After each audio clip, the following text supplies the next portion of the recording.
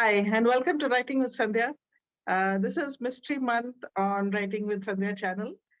We're very excited to have Tanushree Podder with us, who's written mystery books, but also written in many other genres. So let's jump right in and meet her. Hello, Tanushree. Welcome to the channel. Hello, thank you, Sandhya, for having me here, and thanks to everyone who's joined us today. Yeah, thank you. So let's just jump right in. I'm most excited to hear, of course, about your any mystery novels that you've written, but also any latest book that you have and what that one is about. Okay. I had three releases last year. Wow. So they were released in the second half of the year. And there were three, of which one is An Invitation to Die, which is a mystery book, as it says on the cover. It's the name itself is an indicator. Then I had the Spooky Stories, which is Mhm. a collection of ghost stories, 13 of them. And then I had The Girls in Green, Okay. Yeah. which is about women training for in the army, and it is set in OTA, which is Mhm. a campus for the women cadets, and it's a fun book, much on the lines of the first book that I'd written in military fiction, that is Boots, Belts, and Berets. Oh, So these were the three releases, but like I said, Invitation to Die is the murder mystery okay. out of Okay. Uh, so, do you have, a lot of mystery books? They like to have a character, like whether it is, an Agatha Christie of Hercule Poirot or anyone of like that. So, do you have any recurring characters in your mystery books? Yeah, the sleuth, the police man there. It's set Mhm. in a very small town called Ramsar, which Okay. is a beautiful, picturesque Himalayan town. And the police station is very small. So there is Timothy Thapa, who's known as Tim, and his dog, who's known as Dim, because he's actually dim-witted. Well, that's Tim's name for him. So Tim Mhm. and Dim form a pair. And the sleuth is a retired colonel from the army, is Colonel Acharya. And these are known as the Colonel Acharya mysteries. Ah, okay. Wonderful. Okay. So all the three books which were, in the series, the first one was A Closet Full of Skeletons. Okay. The second one was Before You Breathe. Uh-huh. And now this is the third one. Oh, wonderful. So, how do you get your ideas for a mystery plot? Because I think that is particularly challenging because it has to, yes, remain a mystery. You have to build your suspense and keep the reader engaged till the last page. So, how do you get your ideas for it? Uh, Basically, a mystery is all about creating lovable characters, having a couple of murders, and then of course finding out the criminal. Now, like you mentioned, it is a little bit of a challenge to keep the readers from guessing who done it. Like, Yeah. so that requires a bit of plotting, twisting, and a little bit of thinking. And you have to have red herrings scattered very, very judiciously so that you mislead the readers, but not too much. They shouldn't feel so frustrated that they give up the book. Mhm. So basically, it's a little bit of a challenge, which I am sort of slowly coming to grips with. When I started the first book in the series, that is A Closet Full of Skeletons, Mhm. I did find it a little bit of a challenge, and it took me a long time to write Mm. because this is otherwise also a little complex because there are a lot of characters in it. It's Okay. about a film star who retires and gives up Bollywood. She was a leading film star. And when she starts fading away from minds and she starts losing that rank, she decides to retire and she vanishes Mm. basically. And then she, settles down in Ramsar. And then on her birthday, she's writing her memoirs. And on her birthday, she invites people, 5 people who mattered in her life, who gave it the direction it took, and she is murdered. Oh, So it was about, writing a little bit about her past story. And there was a lot of reference to her life. And then when she dies, how the colonel goes around with the policeman and how they interview. So that was a little bit of a challenge. But then by the time I got down to doing the second one, which is Before You Breathe, I think I knew fairly, because the characters that appeared had already been set, the settled. main sleuth and the policeman. So there was a little fluidity after that. And of course, I forgot to tell you one more constant, bunch of characters in all the 3 books is a gang of bridge players, Okay. because there are a lot of retirees in that place, that hill town. And there's a judge, there is a professor, there's a doctor, and there's this retired colonel and Tim. And so these are the recurrent characters in all the 3 books. So they are the ones who discuss the crime oftentimes while playing, and they gather very frequently at the judge's house. So those are the recurring characters which give it an old world charm, and sort of make it more Christie like. So Yeah. yes. I think the recurring characters sound so interesting, and the plot is already so intriguing. Yeah, I'm going to go and pick up those books, and I hope everybody who is viewing also feels Yeah, that way. I just must tell you that this one, the first Mm. one, is already been signed for web series. Wonderful. So Oh, excellent. Hmm. So it's been very well received then. Yes. yes. You also seem to have a lot of military characters in your book. A lot of references to people in the army. Yes, yes. Because I am an army wife, Okay. and so I know the military life quite well. And Hmm. I've been to a lot of places. We have been posted to way out places also. And I felt, I wanted to make my sleuth a retired army colonel. And that's how, I have. So, yes, there is a lot of military in some of my books. Some are sheer military, because I've written 4 books in the military series. Hmm. And The Girls in Green is my 4th one. And but in this mystery series, it's only the colonel who is the military character. Yeah, I'm a colonel's daughter myself. So yes. Oh, nice Yeah. to know that. Yes. Yeah. My father, I co-wrote his autobiography, Burma to Bangalore. Oh, That was his okay. life uh, in the Okay, army. okay. Yeah, yeah. Oh, And that's so nice. Wonderful. and in the channel last month, in the women, we actually interviewed Lieutenant Colonel Ankita Srivastava, who's a retired from the army as well. So Yes, yeah, the I girls know in her. green reference, yes, yeah, that Yes. was nice. Yeah. So yeah, you seem to have written so many books. So how many books have you written totally, and what other genres have you written in? You know what, Sandhya? I sometimes forget how many books I've written myself, Wonderful. That's because I started because yeah. I started writing books by writing nonfiction. So Oh, the first lot of my books, about 16, 17 books, are nonfiction. And okay. I'm not talking about anthologies at all in this count. And then I switched to fiction. And till date, I have done 15 fiction. Oh, And again, I'm not counting the anthologies, or, where I have contributed stories. yeah.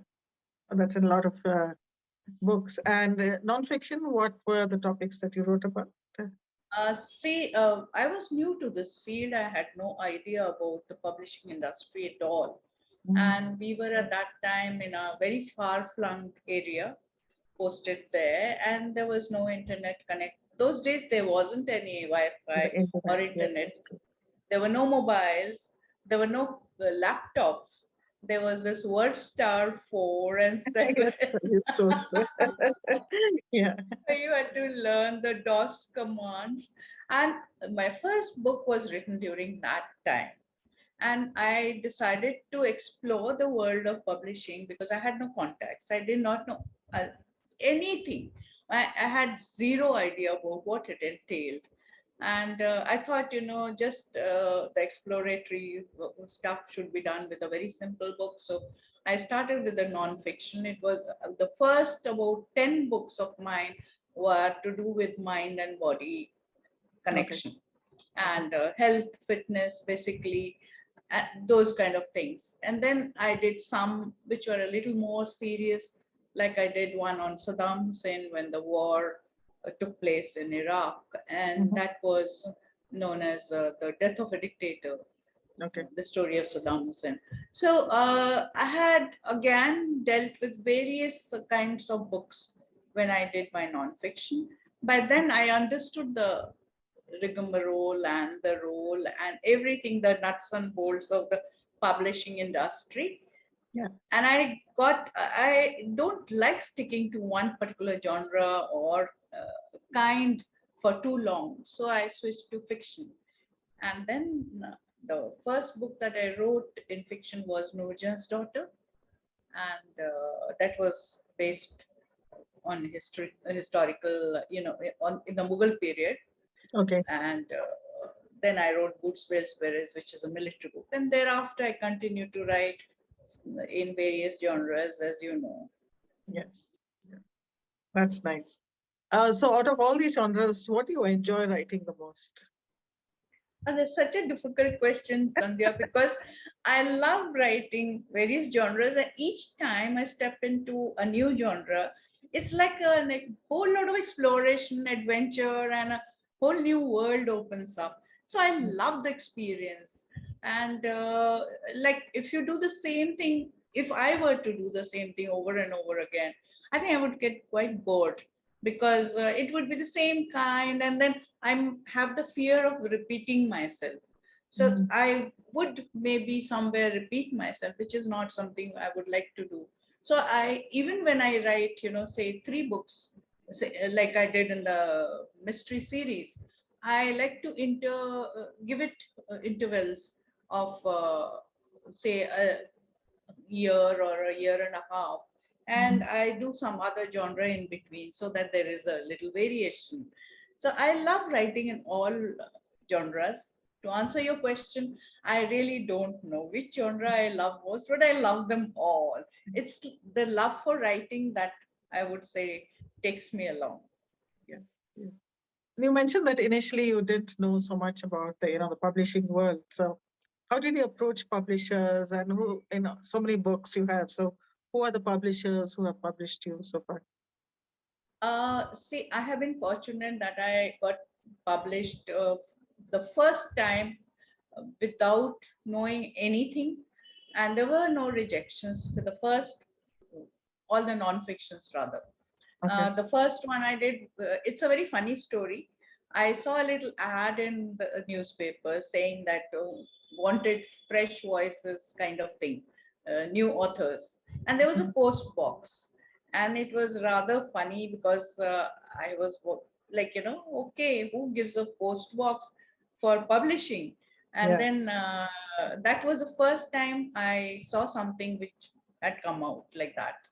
So Sounds like something thereafter, out there of was a mystery novel. yeah. So then thereafter, there was one ad by a publisher, and again the same kind.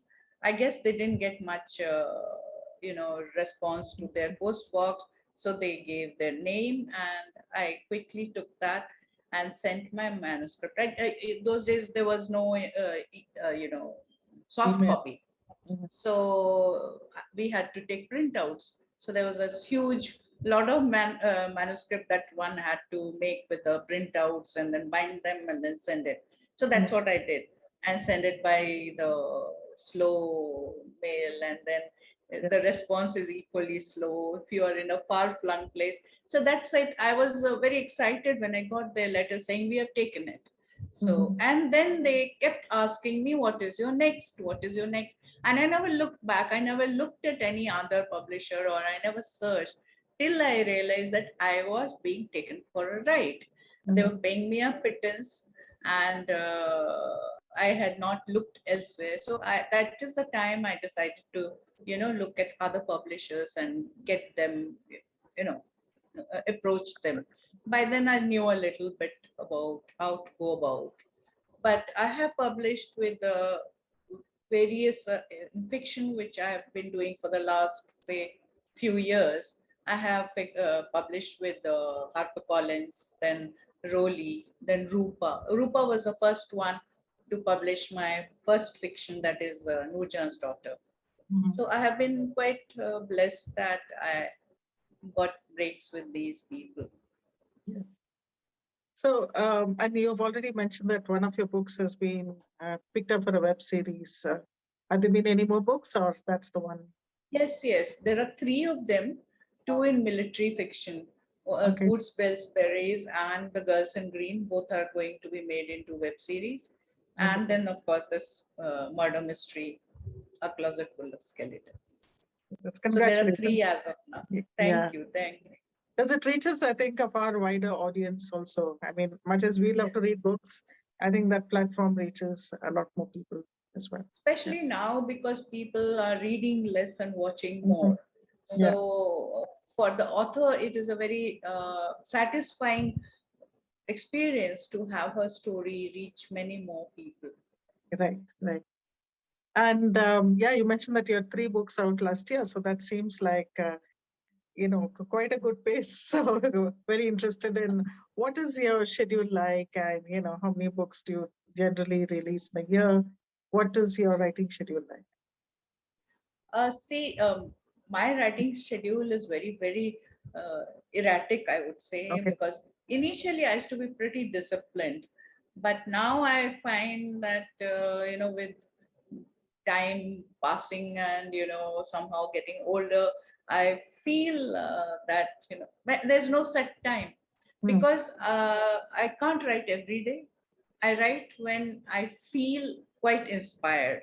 So I generally work in the mornings, and mostly it is after my house help leaves, and I am a little all by myself, because I can't write when people are hanging around and disturbing and constantly breaking into my thoughts. So basically, I have no time schedule as such, but in the mornings, yes, because afternoons, I don't give my entire day to writing. Mhm. That's another thing. I take it easy, I go slow, and I generally publish only one book a year. It's just a coincidence that last year three of them came out, and also that happened because of the pandemic. The pandemic, yes. Things were held up. Hmm. Pandemic slowed things down, and there was a lot of block in the channels, and so that suddenly opened up when things became better, and Yeah. so the three books were released in the same year, almost at the same time, back to back. So it Yeah. was a little bit of a challenge to do the promotional aspect. Yeah. Yeah, I wanted to ask you about the promotions, and particularly when you started at a time when there wasn't much internet, and I think even the way books are promoted must have changed a lot over the years. So, how do you promote your books, and how have things changed, over the years? Oh, they've changed hell of a lot, because Can you imagine? for the first whole lot of 15, 16 books, I did no promotion. Mhm. I don't think we didn't know what was a Yeah. promotion. As authors, we didn't know. And we believed that it was author just wrote a book. And there's no word as promotion in our Mhm. dictionary. Yeah. It's only lately, and I would say in the last 5 years or Mhm. 6 years, that I got to know. Yes, I think others might be already onto it, but I got to know all this, that there is a big role of publicity and promotion that works for the author, and there's a lot of marketing to be done. I Mhm. think initially it started as a book signing and lit fest invitations and interviews, and those were also mainly for the print kind of Right. media. But now with the pandemic especially, more and more emphasis is being given to the social media, which Mhm. had not happened so much earlier. Okay. So I think for me it has been a huge change and a huge awakening Yeah. sort of.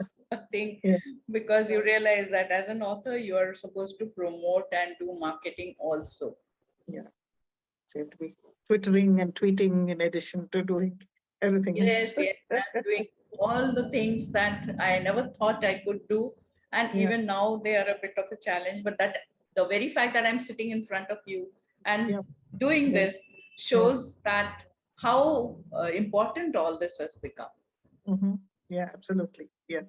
It's also become easier in a way, more accessible, I think, but also challenging because there's just sometimes there's too much, and then And it's the tech, difficult to keep on top of everything. Yeah. old timers like me find it a little difficult to deal with the technological advancements and the changes that happen all That, around us all the time. that's So true. I, Yeah. still, even now, I did one Instagram just yesterday. Hmm. And even now, I oftentimes forget to change the direction of the camera or, Yeah. make some really goofy kind of an this thing, because sometimes I can't find my host. Yes. All that happens all the time. Right. That's true. So, yes, you've given us a lot of tips already, but do you have any other tips for aspiring authors? Because I think another thing we've seen is there are lots more people who are writing, which is wonderful, which is helping, I think, Indian English writing grow. So, do you have any tips for them? Sandhya, means like I'm no one to give any tips as such, but then what I've learned in life through various struggles and what I have gone through the journey of writing itself, I've learned a couple of things. And one is that no matter what happens, you have to go on. Mm, Rejections are a part of your business. You just can't do without them. So it's quite disheartening, it's quite demotivating, but at the end of the day it is a signal that you need to go on and do better. So for writers, it is one thing to get writing and put your heart and soul in it, and then find that at the end of the entire exercise a publisher doesn't want it. That's a yeah.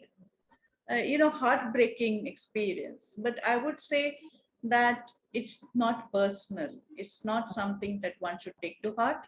You should not demotivate anyone, you should go on. And the more you read, the more you write, the better you become. No, that's very, yeah, I think good tips, very inspiring. So, don't take rejections to heart and, keep writing, keep practicing. Yes, Thank you. absolutely. There are no easy shortcuts, there are Yeah. no shortcuts at all. And now with the pandemic and less people reading, it's become more challenging for the publishing industry and for the Mm, writers themselves. right. Yeah, that's true. So now I have a short, like rapid fire segment. So, just quick answers. So, how long were you a part time writer before you became a full time one? Oh, I can't remember. I think it is about 23 years. Seems like Wonderful. a lifetime. Yeah, it is. So, so Because you've I been a full started time with writer for a so long. lot of freelancing, all, short stories, interviews, and everything, travel Yeah. writing. So, which author would you like to meet over a cup of chai or coffee? I don't know, whatever's your preferred beverage. So many, so many. Yes, but Jane Austen, Uh-huh. if that was not possible, I'll settle for Ruskin Bond.